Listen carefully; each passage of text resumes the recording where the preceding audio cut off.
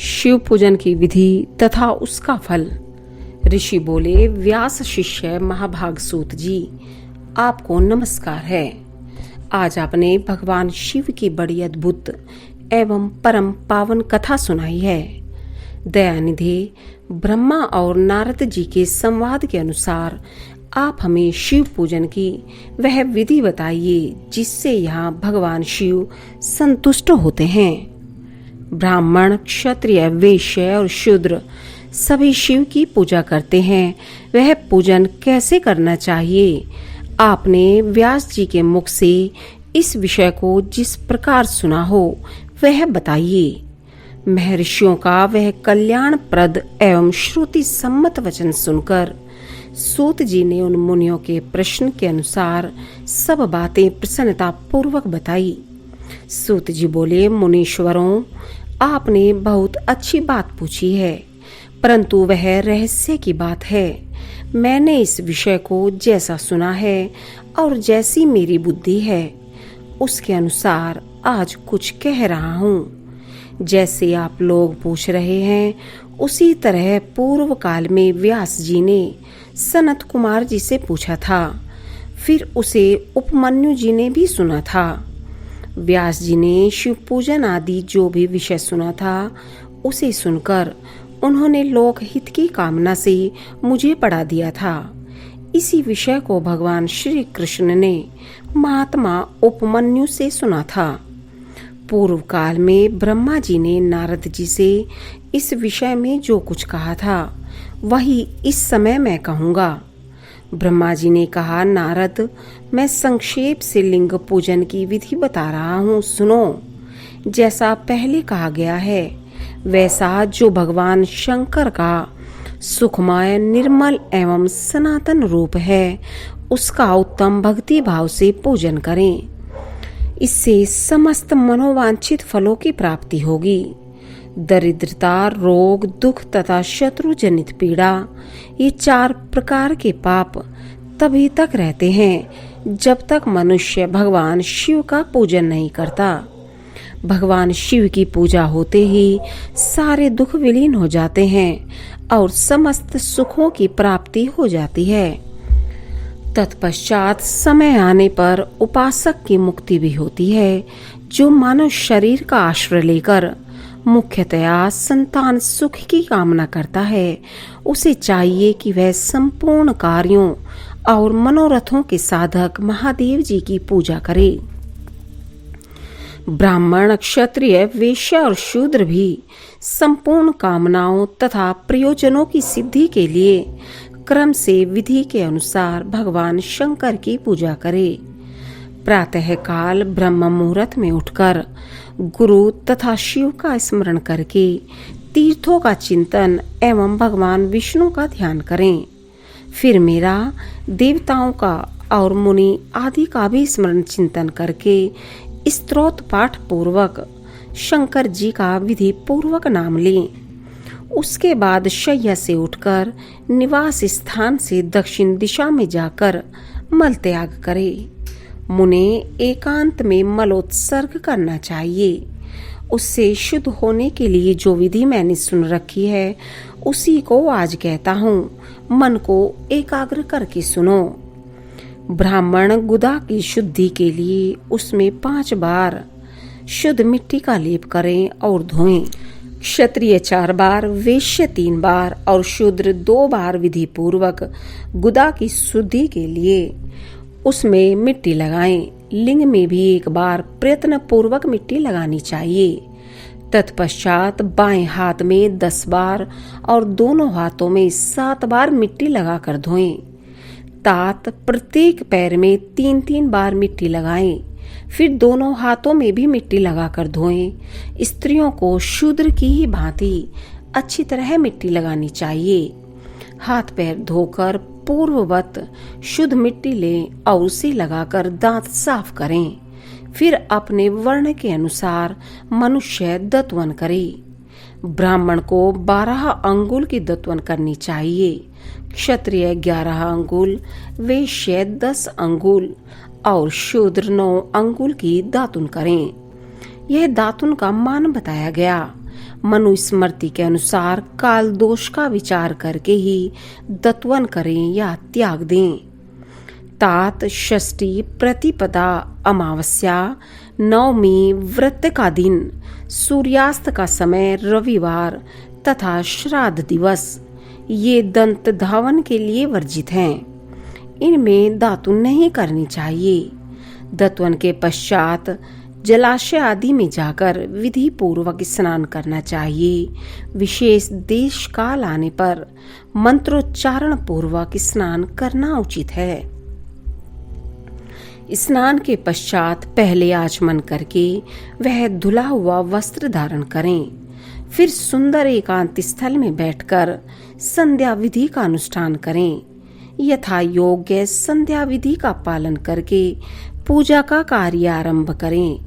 मन को सुस्थिर करके पूजा गृह में प्रवेश करें।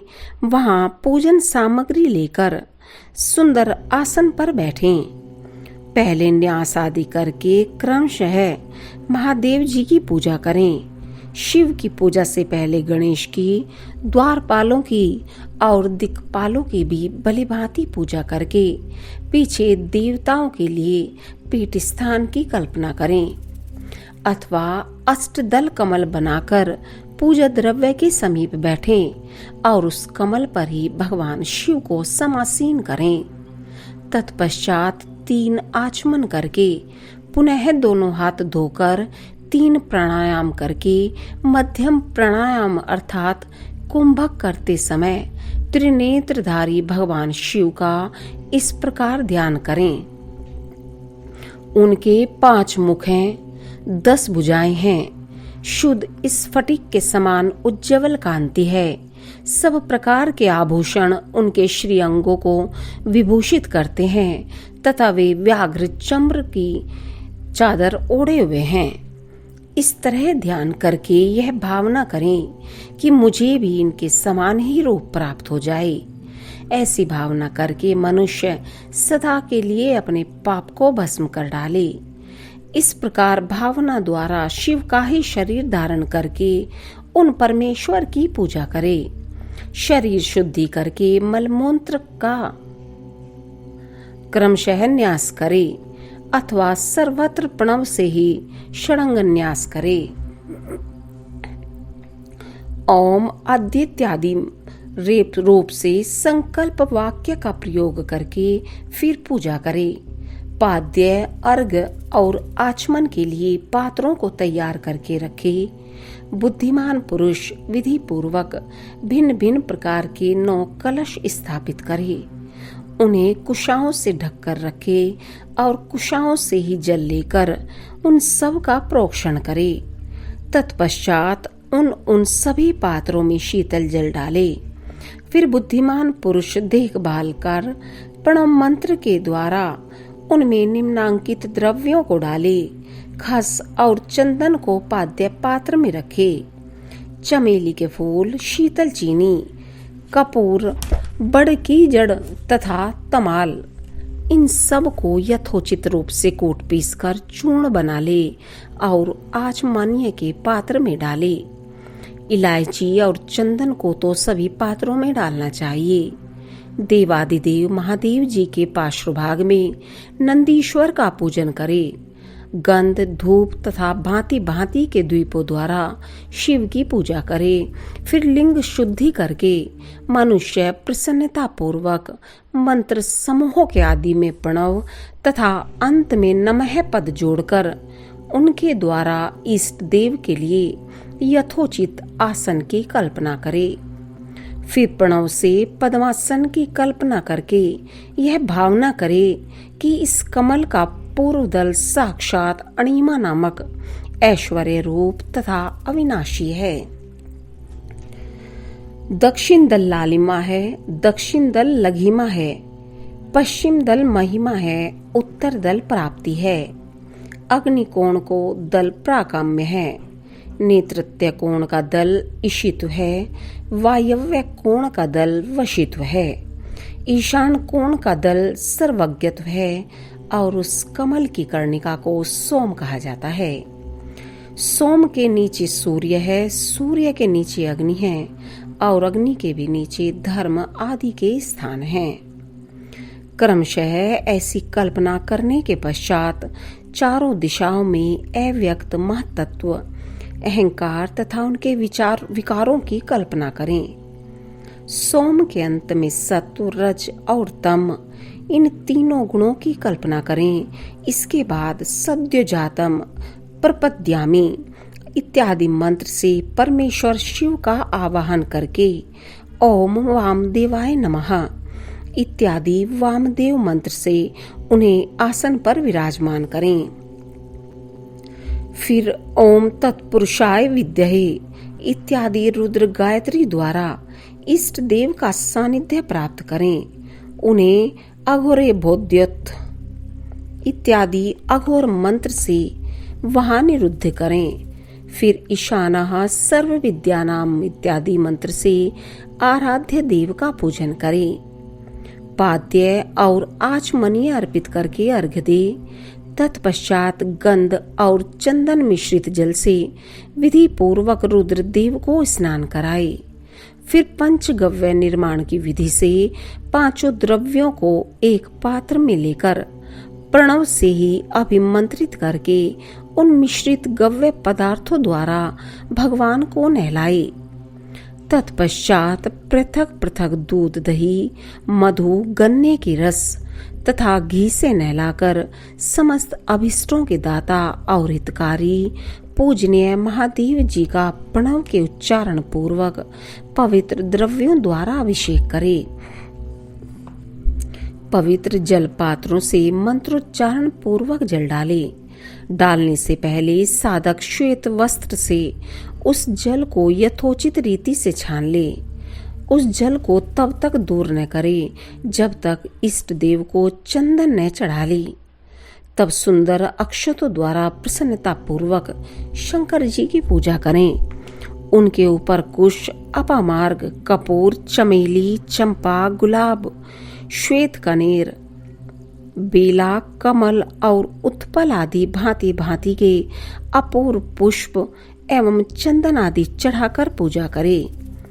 परमेश्वर शिव के ऊपर जल की धारा गिरती रहे, इसकी भी व्यवस्था करे। जल से भरे भांति भांति के पात्रों द्वारा महेश्वर को नहलाएं। मंत्रोच्चारण पूर्वक पूजा करनी चाहिए, वह समस्त फलों को देने वाली होती है। तात, अब मैं तुम्हें समस्त मनोवांछित कामनाओं की सिद्धि के लिए उन पूजा संबंधी मंत्रों को भी संक्षेप से बता रहा हूँ, सावधानी के साथ सुनो। पावमान मंत्र से वांग में इत्यादि मंत्र से रुद्र मंत्र तथा नील रुद्र मंत्र से सुंदर एवं शुभ पुरुष सूक्त से श्री सूक्त से सुंदर अथर्व शीर्ष के मंत्र से आ नौ भद्रा इत्यादि शांति मंत्र से शांति संबंधी दूसरे मंत्रों से बारुण्य मंत्र से और अरुण मंत्रों से अर्थाभिष्ट साम तथा देवव्रत साम से अभित्वा इत्यादि रथंतर साम से पुरुष सूक्त से मृत्युंजय मंत्र से तथा पंचाक्षर मंत्र से पूजा करें। 1 सहस्त्र अथवा 101 जलधाराएं गिराने की व्यवस्था करें। यह सब वेद मार्ग से अथवा नाम मंत्रों से करना चाहिए। तदंतर भगवान शंकर के ऊपर चंदन और फूल आदि चढ़ाएं। प्रणव से ही मुखवास आदि अर्पित करें। इसके बाद जो स्फटिक मणि के समान निर्मल, निष्कल, अविनाशी, सर्वलोक कारण, सर्वलोक में परम देव हैं, जो ब्रह्मा, रुद्र, इंद्र और विष्णु आदि देवताओं की भी दृष्टि में नहीं आती, वेद वेत्ता विद्वानों ने जिन्हें वेदांत में मन वाणी के अगोचर बताया है, जो आदि, मध्य और अंत से रहित तथा समस्त रोगियों के लिए औषध रूप हैं, जिनकी शिव तत्व के नाम से ख्याति है तथा जो शिवलिंग के रूप में प्रतिष्ठित हैं, उन भगवान शिव का शिवलिंग के मस्तक पर प्रणव मंत्र से ही पूजन करें। धूप, दीप, नैवेद्य, सुंदर तांबुल एवं सुरम्य आरती द्वारा यथोक्त विधि से पूजा करके स्तोत्रों तथा अन्य नाना प्रकार के मंत्रों द्वारा उन्हें नमस्कार करे। फिर अर्घ्य देकर भगवान के चरणों में फूल बिखेरे और साष्टांग प्रणाम करके देवेश्वर शिव की आराधना करे। फिर हाथ में फूल लेकर खड़ा हो जाए और दोनों हाथ जोड़कर निम्नांकित मंत्र से सर्वेश्वर शंकर की पुनः प्रार्थना करे। अज्ञानाद्यति वा ज्ञानाज्जब पूजादिकम मया कृतम तदस्तु सफलम कृपया तब शंकर। कल्याणकारी शिव, मैंने अनजान में अथवा जानबूझकर जो जप पूजा आदि सत्कर्म किए हों वे आपकी कृपा से सफल हों। इस प्रकार पढ़कर भगवान शिव के ऊपर प्रसन्नता पूर्वक फूल चढ़ाएं। स्वस्ति वाचन करके नाना प्रकार की आशीष प्रार्थना करें। फिर शिव के ऊपर मार्जन करना चाहिए। मार्जन के बाद नमस्कार करके अपराध के लिए क्षमा प्रार्थना करते हुए पुनरागमन के लिए विसर्जन करना चाहिए। इसके बाद अद्य से आरंभ होने वाले मंत्र का उच्चारण करके नमस्कार करें। फिर संपूर्ण भाव से विभोर हो इस प्रकार प्रार्थना करें। शिवे भक्ति ही शिवे भक्तिर्भवे भवे अन्यथा शरणम नास्ति त्वमेव शरणम मम। प्रत्येक जन्म में मेरी शिव में भक्ति हो, शिव में भक्ति हो, शिव में भक्ति हो। शिव के सिवा दूसरा कोई मुझे शरण देने वाला नहीं। महादेव, आप ही मेरे लिए शरणदाता हैं। इस प्रकार प्रार्थना करके संपूर्ण सिद्धियों के दाता देवेश्वर शिव का पराभक्ति के द्वारा पूजन करें। विशेषतः गले की आवाज से भगवान को संतुष्ट करें। फिर सह परिवार नमस्कार करके अनुपम प्रसन्नता का अनुभव करते हुए समस्त लौकिक कार्य सुखपूर्वक करता रहे। जो इस प्रकार शिव भक्ति प्राण हो प्रतिदिन पूजन करता है उसे अवश्य ही पग पग पर सब प्रकार की सिद्धि प्राप्त होती है। वह उत्तम वक्ता होता है तथा उसे मनोवांछित फल की निश्चय ही प्राप्ति होती है। रोग दुख दूसरों के निमित्त से होने वाला उद्वेग, कुटिलता तथा विष आदि के रूप से जो कष्ट उपस्थित होता है उसे कल्याणकारी परम शिव अवश्य नष्ट कर देते हैं। उस उपासक का कल्याण होता है। भगवान शंकर की पूजा से उसमें अवश्य सद्गुणों की वृद्धि होती है। ठीक उसी तरह जैसे शुक्ल पक्ष में चंद्रमा बढ़ते हैं। मुनि श्रेष्ठ नारद, इस प्रकार मैंने शिव की पूजा का विधान बताया। अब तुम क्या सुनना चाहते हो? कौन सा प्रश्न पूछने वाले हो?